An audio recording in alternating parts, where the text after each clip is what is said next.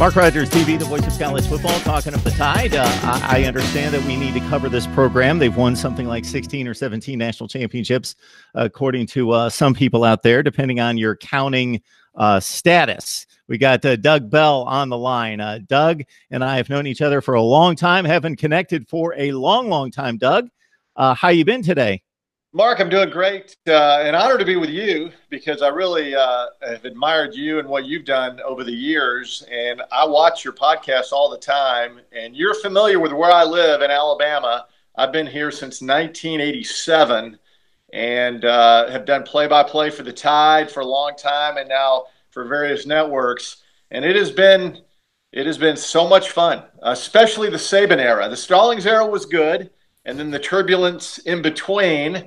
But all in all, it has been fascinating covering the Crimson Tide and Auburn, who certainly had their moments. But I live right here where football is king, Mark. That's all we talk about. Oh, yeah. Will Auburn and Alabama make the NCAA tournament? Well, that's just a little bit of conversation. It's mostly always football, as you know. It is crazy. Yes, it is crazy. And when Doug and I used to run into each other on a regular basis, he was a sports anchor there in Alabama, and I was there in Mississippi, Alabama, covering Alabama, Ole Miss, Mississippi State, and the rest of the SEC. And Doug, you need to catch us up with what you're working on right now.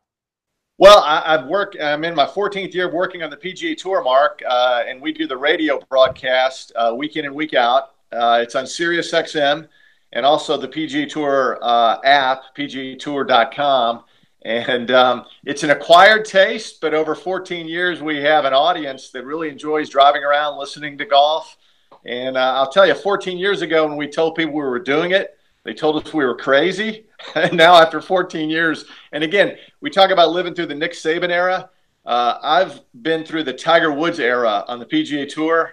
And it's, you know, when people are passionate about it, and Tiger is really the main reason why so many of us are making a good living. And you're probably getting more traffic today than you were about a year and a half ago because of Tiger.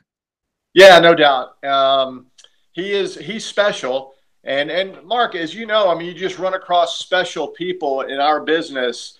Nick Saban is one of those.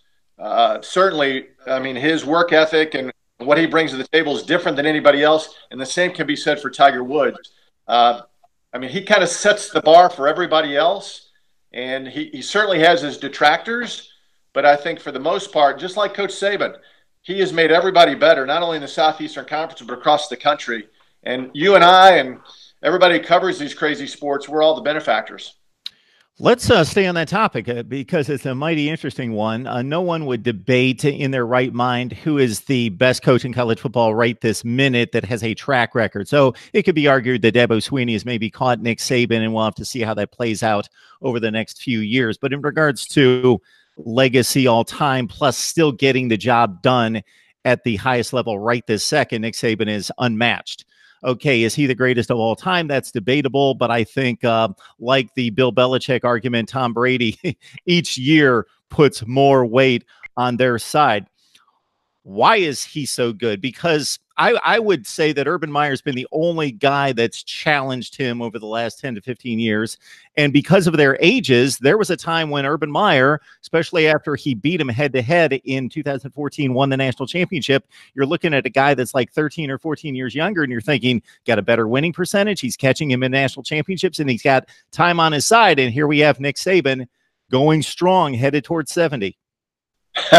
Well, you know, it is interesting. Coach Saban is 68 years old, and I guess that sounds old, but if you're ever around him, you wouldn't think for a minute he's 68 because he has unlimited energy, and he has this focus that is unmatched. I mean, you and I have met coaches through the years, and they've certainly had great runs. You mentioned Urban Meyer, but the way Saban sustains this excellence, he never seemingly gets tired. I mean, they gave 44-16 in the national championship game.